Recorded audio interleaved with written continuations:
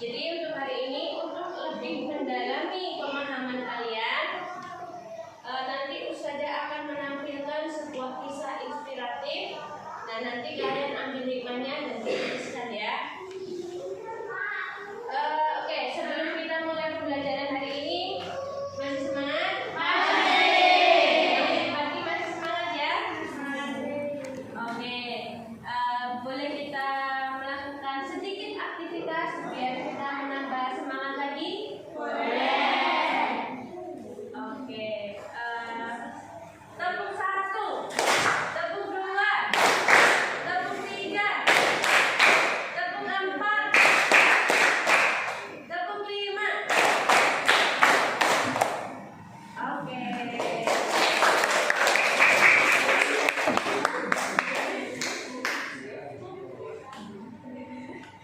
Oke, ini saya akan menampilkan sebuah video inspiratif menambah pemahaman kalian tentang sifat sabar, syukur dan maaf.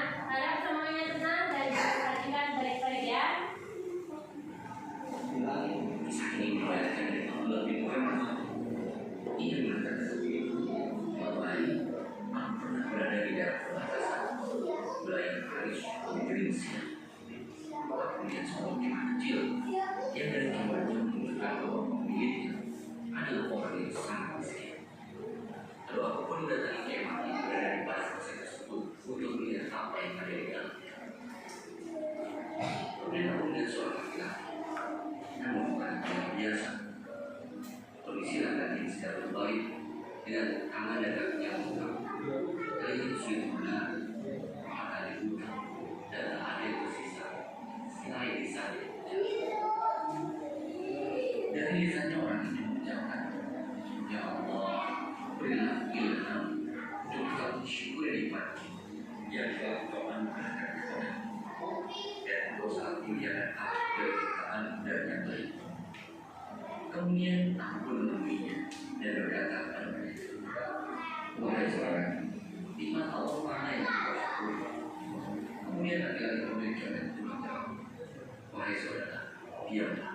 Demi Allah, seandainya Allah datangkan lautan, niscaya laut tersebut akan menenggelamkan atau api yang pasti aku akan terbakar atau dijatuhkan lagi kepada yang pasti akan berembukan.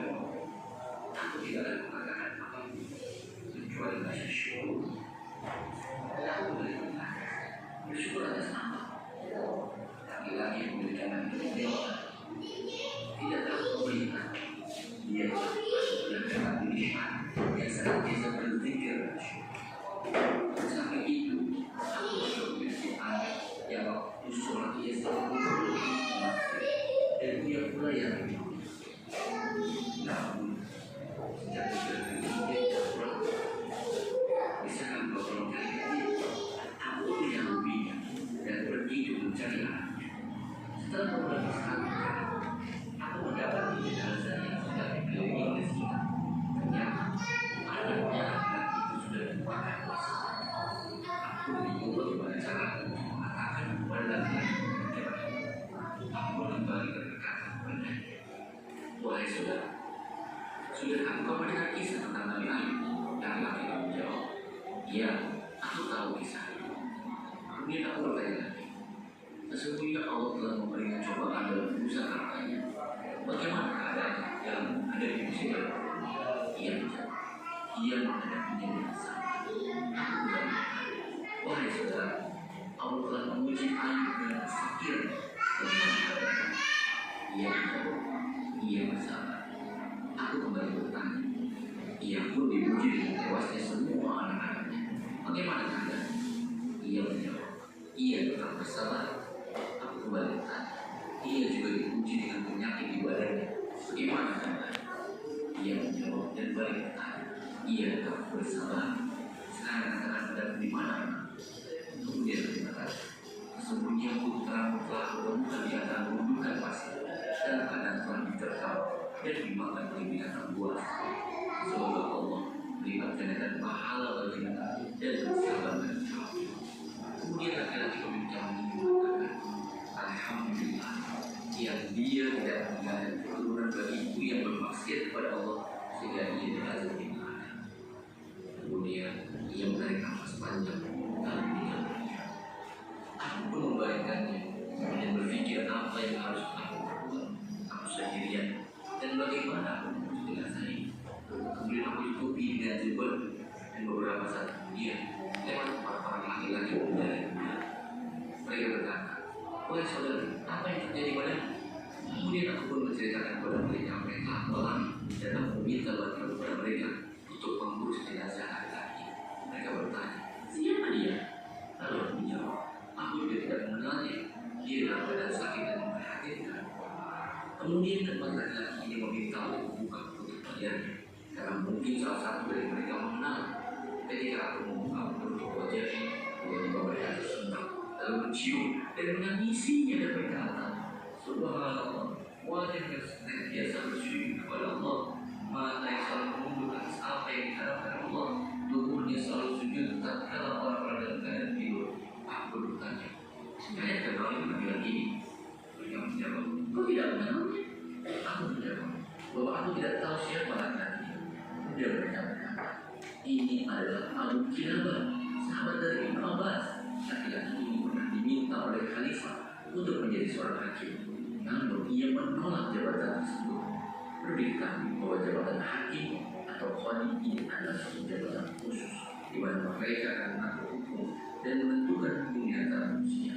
Ini merupakan jabatan yang mulia pada saat itu.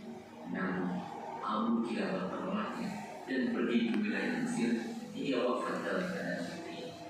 Kemudian Abdullah bin Muhammad bersama 4 laki-laki dari Bani Khadijah mengkafani dan menyolatkannya sebelum akhir memakamkan dia. Dikatakan dalam kisah lain bahwa Abu Kilabah ini adalah sahabat Rasulullah terakhir pada sehingga Oke, setelah melihat video tadi, apa yang kalian bisa tangkap? Ambil dari kisah tadi.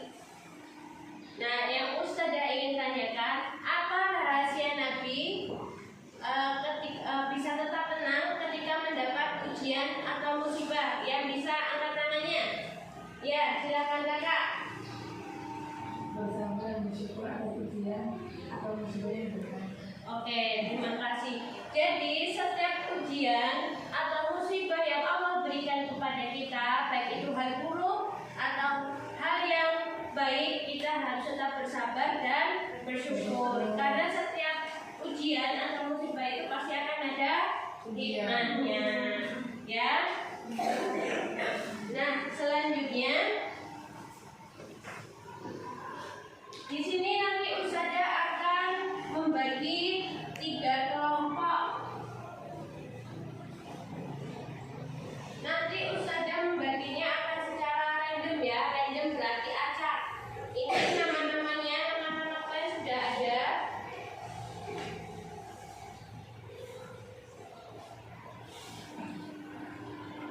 Nah, nih silakan ke kelompok masing-masing. Kelompok pertama, kelompok kedua, dan kelompok ketiga. Nanti perhatikan nama kelompoknya ya. Nanti setiap kelompok Ustazah akan bagi satu kasus atau studi kasus tentang sabar, syukur, dan qanaah. Bisa? Yo, sekarang silakan ke kelompok masing-masing. Nggak usah dibentuk lingkaran, langsung kayak gini aja. Langsung ini. Yo. Kelompok satu mana kelompok satu? Oke. Ini kelompok satu. Kasusnya bagaimana sikap seorang siswa ketika nilainya turun padahal sudah belajar keras. Nanti tolong di sini ada penjelasannya, pendapat kalian berikan secara rasional atau logika, ya. Kelompok dua, sebentar. Bisa ditulis Kak. Ini berarti kelompok 2 kasusnya.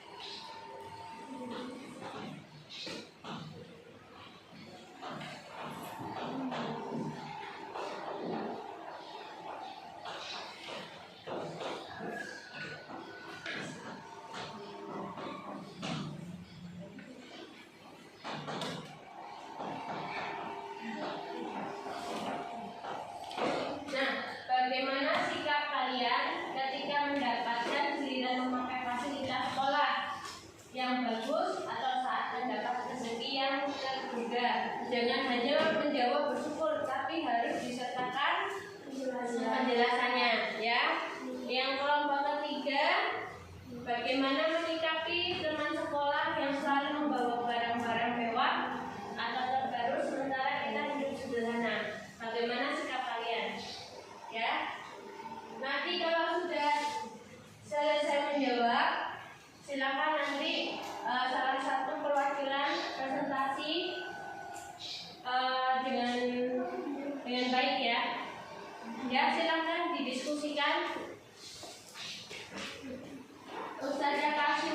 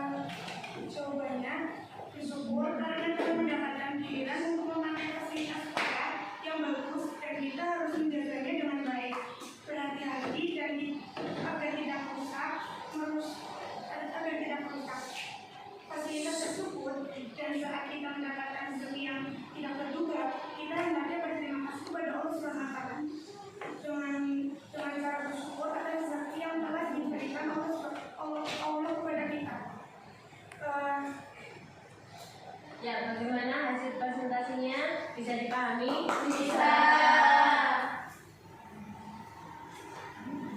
Ayo, ada pertanyaan? Iya, silakan. Adakah dalil yang menerangkan tentang kita bersyukur? Yang jawabnya 40 ini antum tashkuruni walau takfurun. Yang artinya maka yang Allah berlaku aku pun akan ingat kepadamu bersyukur kepadaku dan janganlah kamu ingkar kepadaku. Ya, surat apa itu, Pak? Surat Al-Baqarah ayat 152. Jadi jawabannya ada surat Al-Baqarah ayat 152. Ya, terima kasih. Sudah bagus ya. Berikan tepuk tangan. Untuk selanjutnya silakan kelompok 3 yang siap untuk presentasi maju ke depan. Ayo.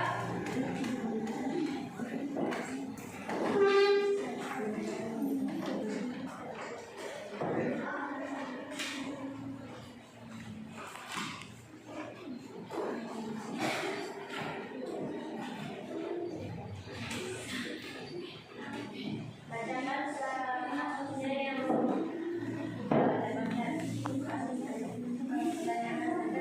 bagaimana menyikapi teman sekolah yang selalu membawa barang-barang mewah. Itu baru sementara kita hidup sederhana.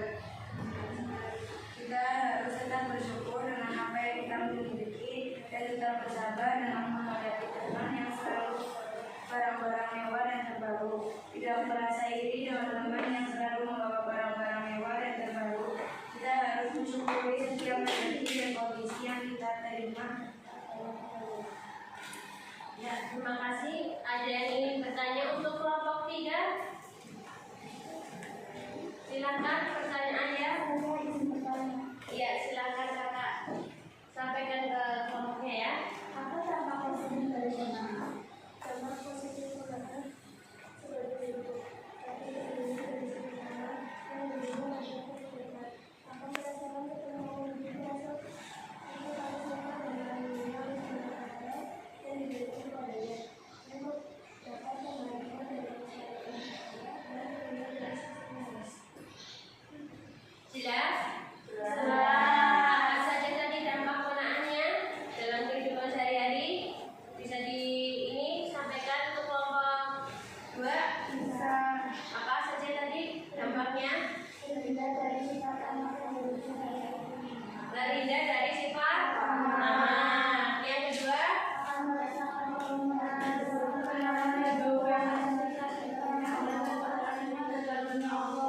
iya. Oke, terima kasih. Silakan kembali untuk kelompok 3. Oke, beri tepuk tangan untuk kelompok 3. Nah, yang terakhir yaitu kelompok 1. Ayo, dipersilakan kelompok 1 yang ingin mempresentasikan. Dan untuk kelompok lain, siapkan untuk pertanyaannya ya. Mau yang gampang atau yang susah? Silakan.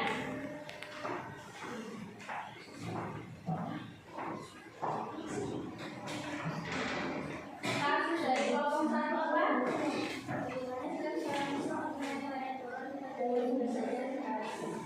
Ya, jawabannya kita bersabar dan selalu berdoa untuk mendapatkan yang baik saat berbicara dengan keras untuk menghadapi sendiri. Karena dengan sabar kita akan dapat dalam menghadapi berbagai susah. ada jawaban lain yang bisa untuk menambahkan jawaban kelompok 1? Sudah jelas? Ya, bagaimana? Macam-macam sabar. Bukan, untuk tambahan jawaban. Jelas? Oke. Ada pertanyaan untuk kelompok 1? Silakan. Ya, silakan. Tubuhkan macam-macam sabar kepada posisi sabar. Dijawab asal sabar yaitu 5 kebutuhan yang bagi sabar menjadi sebagai berikut. 1. Sabar dalam kepada Allah SWT.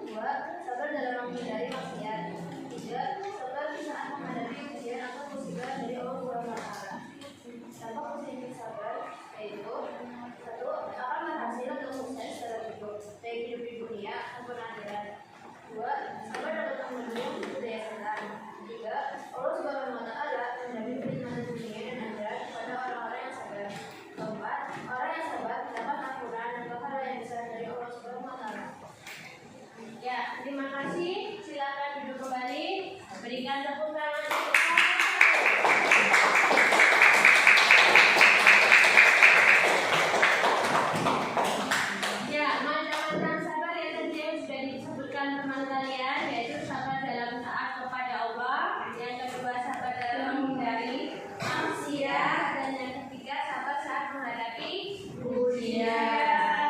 Dampak positifnya apa? Yang pertama, Akan belajar dalam hidup, baik hidup di dunia maupun di akhirat. iya. Yang kedua sabar dapat Menunduk membentuk budaya budaya yang sehat. sehat. Yang ketiga, Allah Subhanahu wa Ta'ala menjamin kenikmatan dunia dan akhirat kepada orang-orang yang sabar. dan yang terakhir, Orang yang sabar mendapat ampunan dan pahala yang berada di Allah Subhanahu wa Ta'ala. Jadi bisakah kita menerapkan dalam kehidupan sehari-hari? Bisa. Sabar ketika dijejelin teman, sabar ketika dicuekin teman, sabar ketika mendapat ujian. Ya, terima kasih. Nah, sekarang tugas yang terakhir kalian yaitu nanti Ustazah akan kasih lembar soal. Ada 45 soal. Ini ada latihan soal tentang sabar, tawakal, dan qanaah. Silakan nanti dijawab di lembar ini ya. Dan ada soal box juga, yaitu soal yang analisis, aplikasi dan evaluasi. Yang terakhir yaitu soal esai. Nanti dikerjakan setelah ini dan nanti kalau sudah selesai dikumpulkan, ya.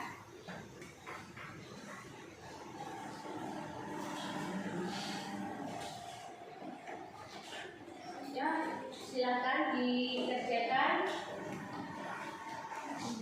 Ini kerjakan masing-masing ya.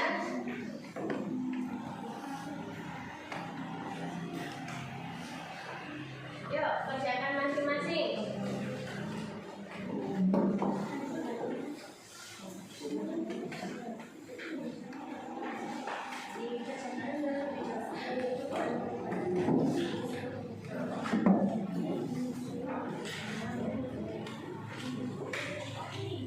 Ayo silakan jawab. Yang ini bisa pakai kertas lembar jawabannya, nanti dikumpulkan ke Ustazah. Ya. Ayo silakan dikerjakan.